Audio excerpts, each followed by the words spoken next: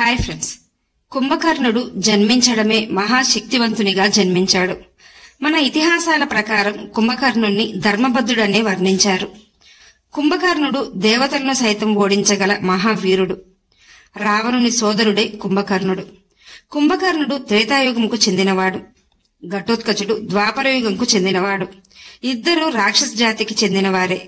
ఘటోత్కచుడు కూడా ఎన్నో మాయా విద్యలు తెలిసినవాడు. అలాగే మహాబలవంతుడు కూడా. ఘటోత్కచుడు కురుక్షేత్ర యుద్ధంలో తన వీరత్వం చూపాడు. అయితే కుంభకర్ణుడు ఘటోత్కచునిలో అత్యంత శక్తివంతులు ఎవరు? వారి యొక్క యుద్ధ నైపుణ్యాలేమిటి? వారిలో ఎవరు మహాయోధులు? ఇలాంటి సందేహాలన్నింటికీ సమాధానాలు ఈ వీడియోలో తెలుసుకుందాం. వీడియో చూస్తున్న వారిలో ఎవరైనా శ్రీకృష్ణుని భక్తులు ఉన్నట్లయితే తప్పకుండా జై శ్రీకృష్ణ అని కామెంట్ చేయండి. అంతకంటే ముందు ఎవరైనా మన ఛానల్ ని ఫస్ట్ టైం చూస్తుంటే ప్లీజ్ సబ్స్క్రైబ్ చేసుకోండి. అలాగే ఈ వీడియోని తప్పకుండా లైక్ చేయండి. మీ ఒక్క లైక్ మాకెంతో సపోర్ట్ నిస్తుంది. ఘటోత్కచుడు భీమునికి హిడింబికి జన్మించిన కుమారుడే ఘటోత్కచుడు. భీముడు మహాబలవంతుడు.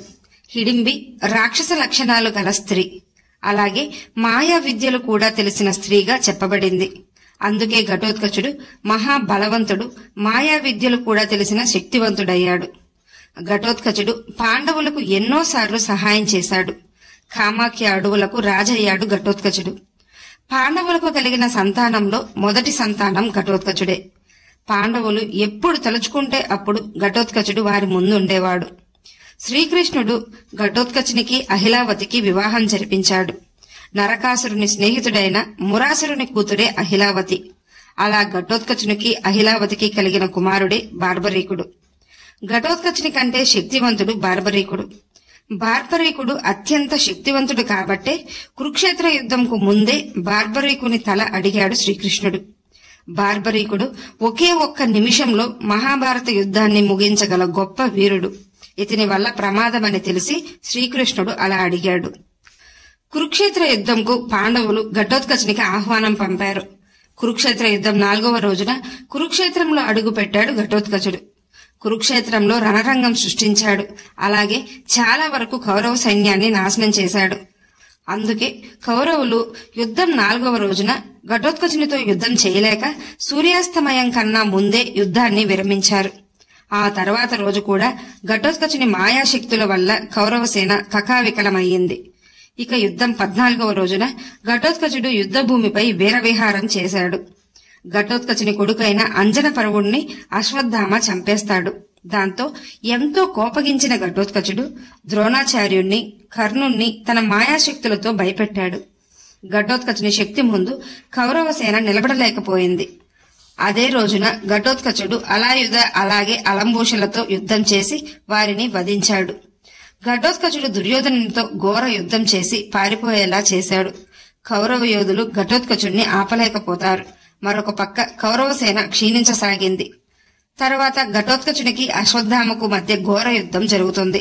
ఇద్దరి మధ్య భీకర యుద్ధం జరిగి అశ్వత్థామపై ఘటోత్కచుడు విరుచుకుపడడంతో అశ్వత్థామ అక్కడి నుండి పారిపోతాడు.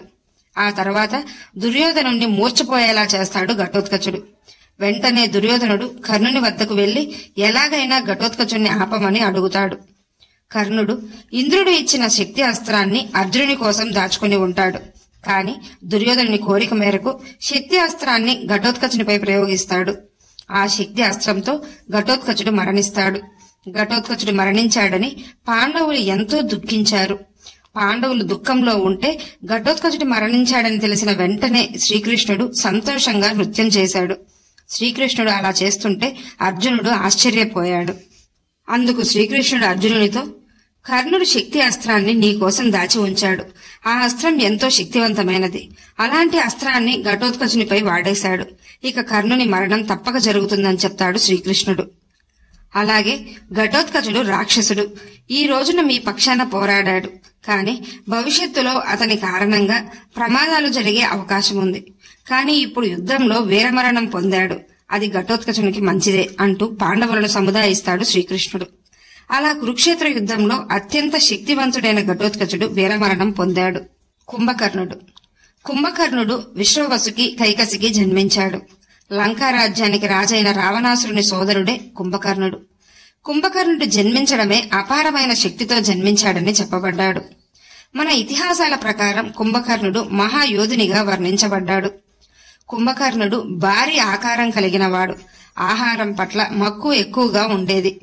కుంభకర్ణుని కూడా ధర్మబద్ధునిగా మనకు పురాణాలలో చెప్పబడింది. కేవలం తన సోదరుడైన రావణుని కోసమే యుద్ధాలు చేశాడు. కుంభకర్ణుడు తన సోదరులైన రావణాసురుడు విభీషణుడితో కలిసి బ్రహ్మకై మహాయజ్ఞం చేశారు. ఇంద్ర పదవికై చేస్తున్నాడని తెలిసిన ఇంద్రుడు సరస్వతీదేవిని వేడుకుంటాడు. అందుకే కుంభకర్ణుడు వరం కోరుకునే సమయంలో కుంభకర్ణుని నాలుక మడతపడేలా చేస్తుంది సరస్వతీదేవి. బ్రహ్మ ప్రత్యక్షమైనప్పుడు ఇంద్రాసనం కోరుకోబోయి నిద్రాసనం అనే వరాన్ని కోరాడు. ఆ వరాన్ని ప్రసాదించాడు బ్రహ్మ. అంటే ఎప్పుడూ నిద్రిస్తూ ఉండే వరం కోరాడు. కాని ఆ తర్వాత రావణుడు బ్రహ్మను వేడుకోగా అప్పుడు బ్రహ్మ 1 సంవత్సరంలో 6 నెలలు నిద్రలో ఉంటాడు, మిగిలిన 6 నెలలు మేల్కొని ఉంటాడని వరమిచ్చాడు. దేవతలను సైతం ఓడించగల మహాయోధుడు కుంభకర్ణుడు.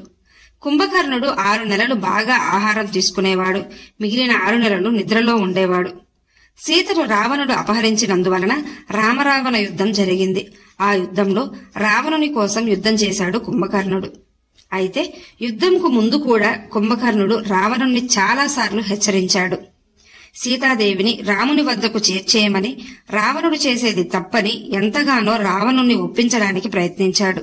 కాని రావణుడు ఎవరి మాటలను లెక్క చేయలేదు. రావణుడు చేసే అధర్మాలను ఖండించాడు. కాని సోదరుని కోసం రామరావణ యుద్ధంలో పాల్గొనాల్సి వచ్చింది. సోదరునిపై ప్రేమ, మాతృభూమిపై ఉన్న విధేయత వలన యుద్ధంలో పాల్గొన్నాడు. కుంభకర్ణుడు యుద్ధంలో అడుగు పెట్టగానే వానర సైన్యాన్ని నాశనం చేయసాగాడు. సుగ్రీవునితోనూ హనుమంతునితోనూ ఘోర యుద్ధం చేశాడు కుంభకర్ణుడు. ఆ తర్వాత లక్ష్మణునితో తలపడతాడు. చాలా కాలం పాటు యుద్ధం చేసి ఇద్దరూ అలసిపోతారు. శ్రీరామునితో యుద్ధం చేస్తుండగా శ్రీరాముడు తన వాయువ్యాస్త్రం చేత కుంభకర్ణుని ఒక చేతిని, ఇంద్రాస్త్రం చేత మరొక చేతిని నరికేస్తాడు. ఆ తర్వాత వారి మధ్య భీకర యుద్ధం జరుగుతుంది. శ్రీరాముని చేతిలో కుంభకర్ణుడు వధించబడ్డాడు. కుంభకర్ణుడు త్రేతాయుగంలో జన్మించాడు. ఘటోత్కచుడు ద్వాపర యుగంకు చెందినవాడు. వీరిద్దరిలో ఎవరు శక్తివంతుడనే విషయానికొస్తే కుంభకర్ణుడే శక్తివంతుడని చెప్పాలి. ఎందుకంటే కుంభకర్ణుడు దేవతలను సైతం ఓడించగల మహాయోధుడని పురాణాలలో చెప్పబడింది. వీరిద్దరిలో మీరు ఎవరిని శక్తివంతుడు అనుకుంటున్నారో తప్పకుండా కామెంట్ చేయండి. ఈ వీడియో మీకు నచ్చినట్లయితే లైక్ చేయండి, షేర్ చేయండి, అలాగే సబ్స్క్రైబ్ చేసుకుని పక్కనే ఉన్న బెల్ ఐకాన్ని ఆన్లో ఉంచుకోండి. Thanks for watching.